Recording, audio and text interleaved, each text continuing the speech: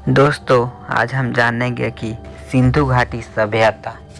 सिंधु घाटी सभ्यता, जिसे हड़प्पा सभ्यता के नाम से भी जाना जाता है, प्राचीन भारतीय उपमहाद्वीप का एक महान सभ्यता थी जो लगभग 3300 ईसा पूर्व से 1300 ईसा पूर्व तक अस्तित्व में रही। यह सभ्यता सिंधु नदी के आसपास विकसित हुई थी, जो वर्तमान पाकिस्तान और उत्तर पश्चिम भारत में फैली हुई थी। यह सभ्यता विश्व के प्राचीनतम सभ्यताओं में से एक मानी जाती है और इसका आकार में प्रभाव विशाल था। सिंधु घाटी सभ्यता के बारे में सबसे महत्वपूर्ण जानकारी हमें हड़प्पा, मोहनजोदड़ो, लोथल, डीनो, कालीबंग, राखी गढ़ी और अन्य स्थल खुदाई के माध्यम से मिलती है। इन स्थलों पर पाई गई प्रमाणों ने यह स्पष्ट किया है कि सिंधु घाटी सभ्यता अत्यंत विकसित और समृद्ध थी। सिंधु घाटी सभ्यता का इतिहास। सिंधु घाटी सभ्यता का विकास लगभग 3300 ईसा पूर्व से और यह 1300 ईसा पूर्व तक चली। इसे हड़प्पा सभ्यता के नाम से जाना जाता है क्योंकि हड़प्पा पाकिस्तान में एक प्रमुख स्थल था जहां से कई सभ्यता के बारे में महत्वपूर्ण जानकारी मिलती है। इन सभ्यताओं का समृद्धि काल लगभग 2600 ईसा पूर्व से 1900 ईसा पूर्व के बीच था, जब यह अपने चरम पर थी। इसके बाद धीरे धीरे इन सभ्यताओं का पतन हुआ, लेकिन इसके कारण अभी तक स्पष्ट नहीं हो पाए। प्रमुख स्थल और पुरातात्विक खुदाई। सिंधु घाटी सभ्यता के प्रमुख स्थल हड़प्पा पाकिस्तान में, मोहनजोदड़ो पाकिस्तान में, लोथल गुजरात भारत, कालीबंग राजस्थान भारत और राखी गढ़ी हरियाणा भारत में है। इन स्थलों पर कई प्रकार की संरचनाएं, वस्तु और लिपि मिली है, जिनमें यह सभ्य बहुत सी उन्नत और विकसित प्रतीत होती है। हड़प्पा सिंधु घाटी सभ्यता का प्रमुख शहर था और इसे ही इस सभ्यता का नाम भी दिया गया। यहाँ पर विशाल नगर योजनाओं का, जल निवासी प्रणाली और उन्नत भवनों के निर्माण मिले हैं। मोहनजोदड़ो एक अन्य प्रथम स्थान था जहां खुदाई से बहुत सी जानकारी मिली। यहां पर एक बड़े सार्वजनिक स्नानघर का पतन चला, जो इस सभ्यता के जल प्रबंधन को कौशल दर्शाता है। लोथल गुजरात में स्थित था, जो यह एक प्रमुख व्यापारिक केंद्र था। यहाँ पर एक बंदरगाह के अवशेष मिली है, जो यह दर्शाते हैं कि इन सभ्यताओं का प्रमुख व्यापार भी था। कालीबंगन स्थान में स्थित एक और प्रमुख स्थल था। यहाँ पर सिंचाई प्रणाली और विभिन्न प्रकार की खेती की मिली है। सिंधु घाटी की सामाजिक और राजनीतिक व्यवस्था।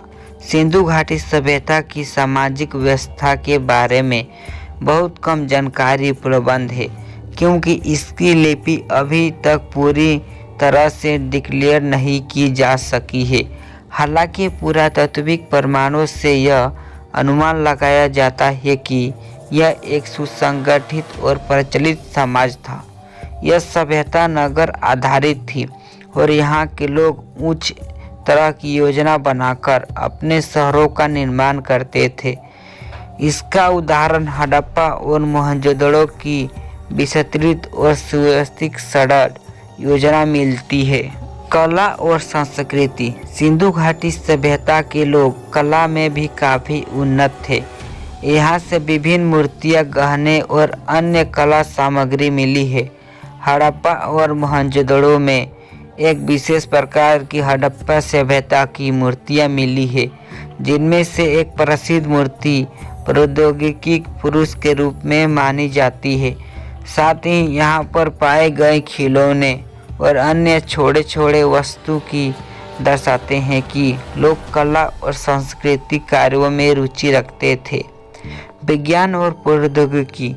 सिंधु घाटी सभ्यता के लोग विज्ञान और प्रौद्योगिकी में भी काफ़ी प्रगति कर चुके थे। इसके पास उन्नत जल प्रबंध, भवन निर्माण और धातु विकास की तकनीकें थी। जल प्रबंधन। सिंधु घाटी सभ्यता के नगरों में जल निकासी और जल आपूर्ति के लिए अत्यंत उन्नत प्रणाली थी। हड़प्पा और मोहनजोदड़ो में सड़क, गटर और जल सेचन के लिए टैंक पाए गए हैं। धातु विज्ञान।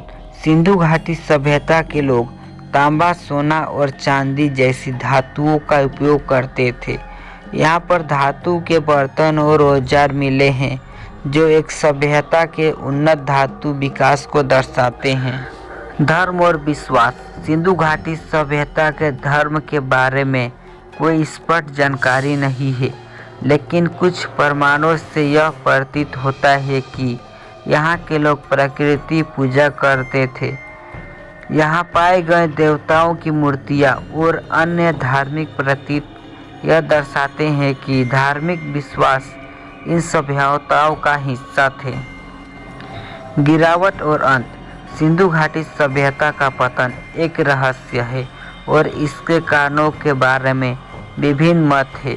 कुछ विशेषज्ञों का मानना है कि पर्यावरणीय परिवर्तन जैसे जलवायु परिवर्तन और नदी में दिशा के बदलाव इन सभ्यताओं के परिवर्तन का कारण हो सकते हैं। अन्य विद्वानों का कहना है कि आक्रमण या आंतरिक असंतोष से इस सभ्यता को नष्ट हुआ। सिंधु घाटी सभ्यता का उत्तराधिकारी। सिंधु घाटी सभ्यता के बाद भारतीय उपमहाद्वीप में अन्य महान सभ्यताएं जैसे वैदिक सभ्यता और मौर्य साम्राज्य विकसित हुई।